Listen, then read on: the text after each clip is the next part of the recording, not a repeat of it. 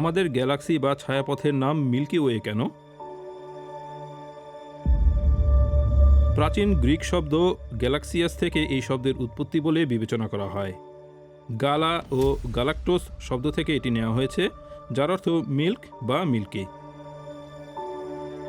প্রাচীনকালে আলোর দূষণ কম থাকায় রাতের বেলায় সব জায়গা থেকে আমাদের ছায়াপথ দেখা যেত।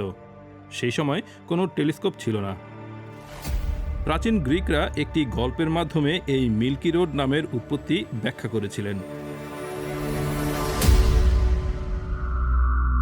হেরা নামের এক দেবী তার স্বামীর এক অবৈধ শিশুকে তার বুকের দুধ খাওয়া থেকে বিরত রাখলে সেই দুধ আকাশে ছড়িয়ে পড়েছিল বলে কিংবদন্তি চালু আছে। প্রায় ২৫০০ বছর আগে গ্রিক দার্শনিক ডেমোক্রিটাস আরেকটি ব্যাখ্যা নিয়ে হাজির হয়েছিলেন। তিনি বলেছিলেন, অনেকগুলো ক্ষুদ্র কণা দিয়ে বিশ্ব গঠিত, সে কারণে আকাশে যে আলো দেখা যাচ্ছে তার মধ্যেও অবশ্যই কণা আছে। এই আলোগুলোকে আজ আমরা তারা বলি। ওই সময়ের কয়েকশো বছর পর মানুষ মিল্কি ওয়েতে আসলেই তারা দেখতে পেয়েছিল। ১৭ শতকের গোড়ার দিকে ডাচ চশমা প্রস্তুতকারক হান্স লিপারহে একটি অসাধারণ উদ্ভাবন করেছিলেন।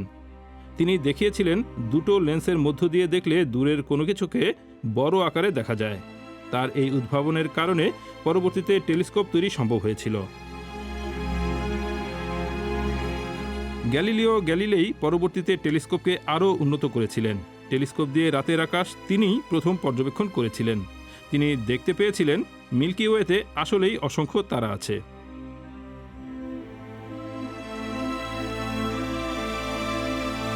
২০ শতকের শুরু থেকে জ্যোতির্বিজ্ঞানীরা মহাবিশ্বের আরও গভীরে দেখার চেষ্টা করে যাচ্ছেন।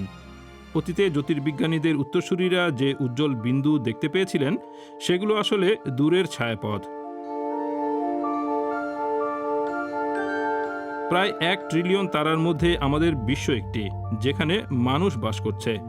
কিন্তু এটাই একমাত্র যার নাম মিল্কি ওয়ে, প্রাচীন বিশ্ব থেকে আসা এক পৌরাণিক নাম।